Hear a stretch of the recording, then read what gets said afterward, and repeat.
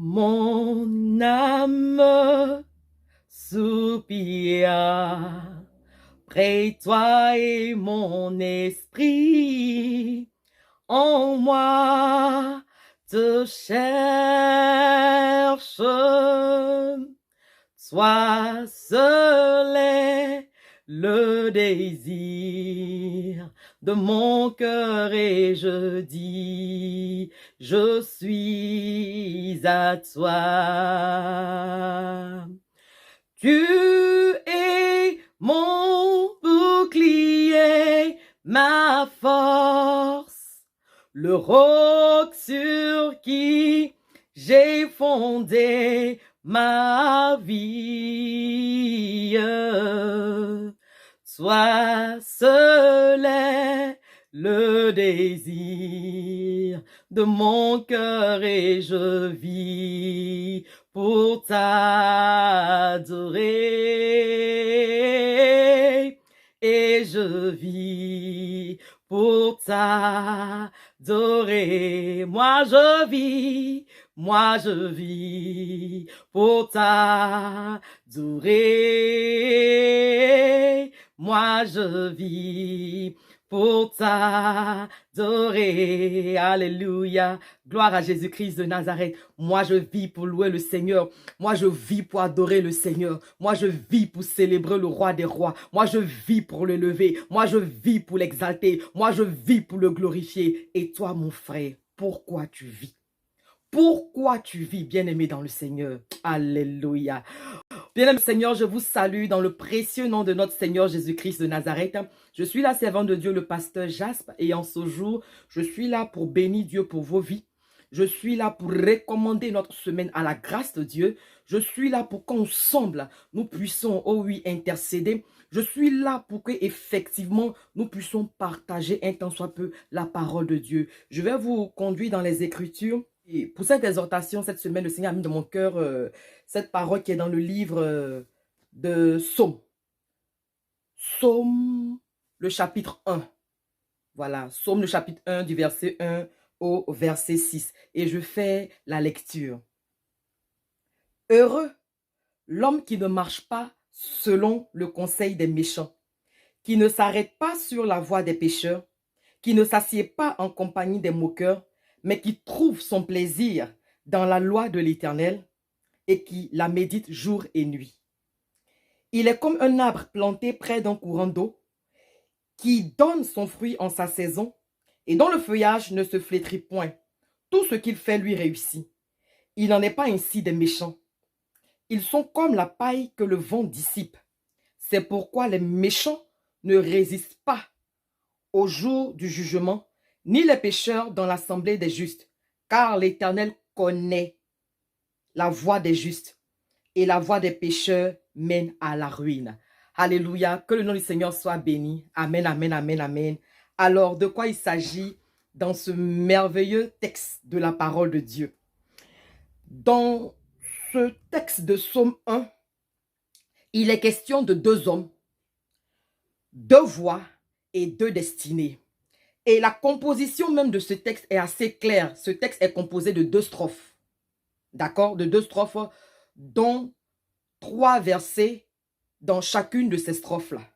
Donc, la première strophe est composée de 3 versets qui nous présentent la qualité d'un homme, la nature d'un homme, qui est un homme juste. Amen.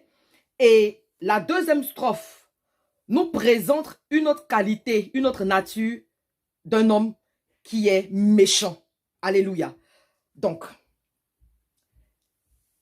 dans la première strophe, donc, les 3 premiers versets, il est question de cet homme juste. Et le psaume même commence par un mot qui me touche, un mot qui attire mon attention. Heureux. Heureux. Qui est heureux? Heureux, la Bible nous dit que heureux est l'homme qui ne marche pas selon le conseil des méchants et qui ne s'assied pas en compagnie des moqueurs et qui ne trouve pas son plaisir et qui ne s'assied pas en compagnie des moqueurs. Donc, bien aimé, ici, le Seigneur attire notre attention sur la qualité d'une personne heureuse. Et cette personne heureuse-là est cette personne qui ne fait pas trois choses. Premièrement, la personne qui est heureuse ne marche pas selon le conseil des méchants. Bien-aimé, c'est qui le méchant? Le méchant, c'est tout simplement cette personne-là qui n'a pas de principe. Le méchant, c'est tout simplement cette personne-là qui ne marche pas en conformité avec la parole de Dieu. Le méchant, c'est celui-là qui est hostile à la parole de Dieu. Amen. Heureux est aussi celui-là qui ne s'arrête pas sur la voie des pécheurs. C'est qui le pécheur? Le pécheur bien-aimé, c'est tout simplement celui-là qui a manqué le but. Parce que le péché, c'est manquer le but. Le pécheur, c'est celui-là qui prend plaisir, qui connaît certes la parole de Dieu, mais qui prend plaisir à s'opposer à la parole de Dieu, qui prend plaisir à ne pas marcher en conformité avec la parole de Dieu. Donc le pécheur, c'est celui-là qui ne fait pas la volonté de Dieu, qui ne marche pas selon la parole de Dieu. Et enfin, heureux est celui-là qui ne s'assied pas en compagnie des moqueurs. Qui est le moqueur? Le moqueur est cette personne-là qui a profané dans son esprit la parole de Dieu, au point où elle commence à plaisanter avec la parole de Dieu. Le moqueur, oui, c'est celui-là qui se moque de la parole de Dieu, qui ne donne pas du crédit à la parole de Dieu. Alors, la Bible nous dit en ce jour, amen, que heureux est celui-là qui ne marche pas selon le conseil des méchants, qui ne s'arrête pas sur la voie des pécheurs et qui ne s'assied pas en compagnie des moqueurs. C'est fort. Voyez-vous, bien-aimés, on aurait pu dire heureux est celui-là qui fait telle chose, qui fait de bonnes choses. Puisque être heureux, c'est être heureux, c'est tout simplement être en paix. Heureux, c'est être béni. Alléluia. Mais plutôt, la Bible nous dit que heureux est celui-là qui ne fait pas de mauvaises choses. Pourquoi? Parce que nous vivons dans un monde où le chaos, le péché a gagné le paroxysme. Nous vivons dans un monde où le péché, oui, frappe au devant même de notre porte. Nous vivons dans un monde où véritablement le péché est tellement accru que le Seigneur dit, est heureux celui-là qui n'embrasse pas le péché. Est heureux celui-là qui se sépare du péché. Est heureux celui-là qui n'écoute pas le conseil des méchants. Parce que c'est comme si le péché, les pécheurs même sont plus nombreux que les justes. C'est comme si les pécheurs sont même plus nombreux que ceux-là qui font la volonté de Dieu. Donc du coup, le Seigneur vient pour apprécier ces personnes-là qui ne marchent pas selon le conseil des méchants, qui ne s'arrêtent pas, alléluia, sur la voie des pécheurs et qui ne s'assied pas finalement au banc des moqueurs. Bien, voyez-vous, c'est progressif. C'est-à-dire que le mal, c'est-à-dire que toi en tant que chrétien, toi en tant qu'enfant de Dieu, qui a accepté le Seigneur, tu as commencé par marcher sur un chemin, c'est tellement droit, tellement il est rétréci, que à un moment donné, tu débouches sur un chemin assez large, qui finira par t'amener à la perdition si tu n'y prends garde. Donc, en ce jour, la parole de Dieu vient pour te recadrer. La parole de Dieu vient pour te ramener à l'ordre. La parole de Dieu vient plutôt pour t'encourager et pour te bénir. Toi, effectivement, qui ne marche pas selon le conseil des méchants. Toi, effectivement, qui ne t'arrête pas, oui, sur la voie des pécheurs. Toi, effectivement, qui ne t'assieds pas en compagnie des moqueurs, mais qui trouve ton plaisir dans la loi de l'Éternel. Alléluia. Donc, bien-aimé, le Seigneur bénit en ce jour. Le Seigneur, oh oui, élève en ce jour. Le Seigneur glorifie en ce jour tous ces enfants-là, oui, qui qui tiennent ferme, qui se tiennent ferme, alléluia, oui, qui se tiennent ferme et ne vacillent pas, ne s'adonnent pas, alléluia, aux pécheurs. Tous ces enfants-là qui font le choix de rester fermes, de rester affermis dans leur foi, qui s'évertuent, alléluia, à la méditation de la parole. Et d'ailleurs, le thème de mon exhortation en ce jour, c'est tout simplement la méditation de la parole de Dieu conduit à la bénédiction.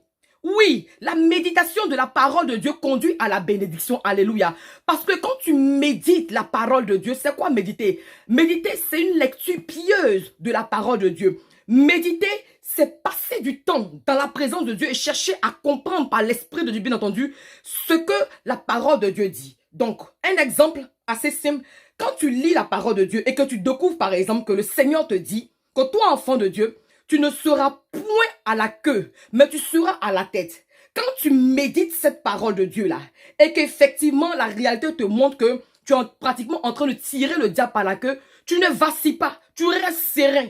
Tu comptes sur le Seigneur parce que la parole de Dieu est oui et amen. Elle te dit que tu ne seras pas à la queue, mais tu seras à la tête. Donc quand tu t'adonnes à la méditation profonde, quand tu t'adonnes, oui, à la lecture pieuse, quand véritablement tu t'investis à la lecture, oui, de la parole de Dieu, tu ne vacilles pas. C'est en cela que justement, quand on continue, il est dit dans le verset 3, celui-là qui médite la parole de Dieu, il est comme un arbre planté près d'un courant d'eau qui donne son fruit en sa saison et dont le feuillage ne flétrit point.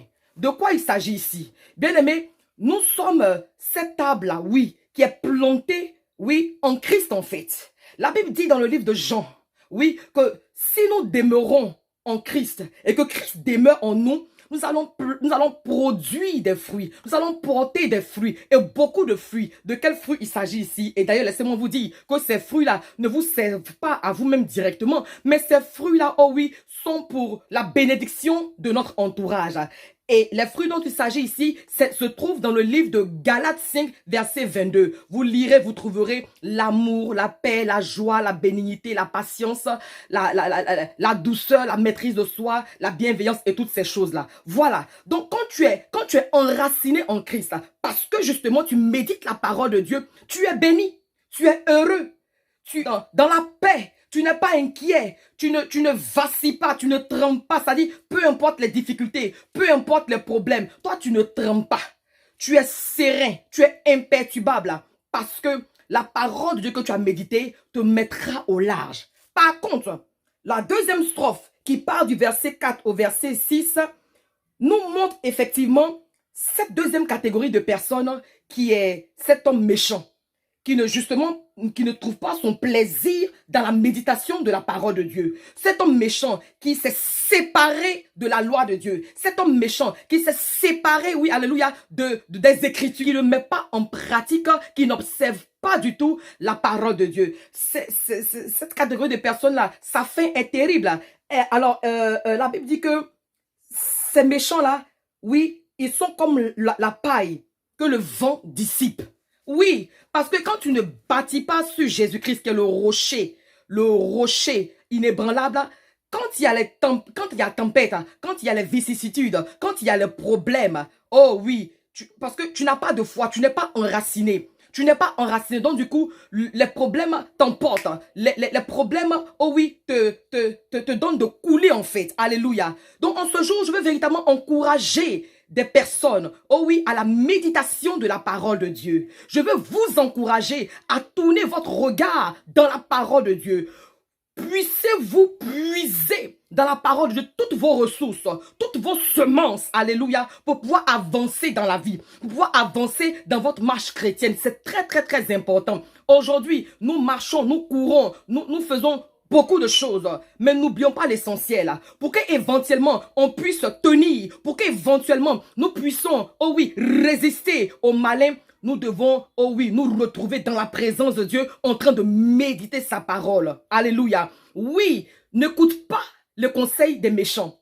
Ne t'arrête pas sur le chemin, oui, des pécheurs. Ne t'assieds pas sur le banc des moqueurs. Mais trouve ton plaisir, trouve ton bonheur, trouve ta joie, trouve ta paix, trouve ta grâce, trouve ta faveur, trouve ta délivrance, trouve ton salut dans la méditation de la parole de Dieu. Parce que la méditation de la parole de Dieu conduit à la bénédiction. Je prie que le Seigneur vous bénisse, que sa grâce et sa faveur soient sur vous. Et je veux aussi prier pour toutes les personnes qui n'ont pas encore donné leur vie à Jésus-Christ de Nazareth.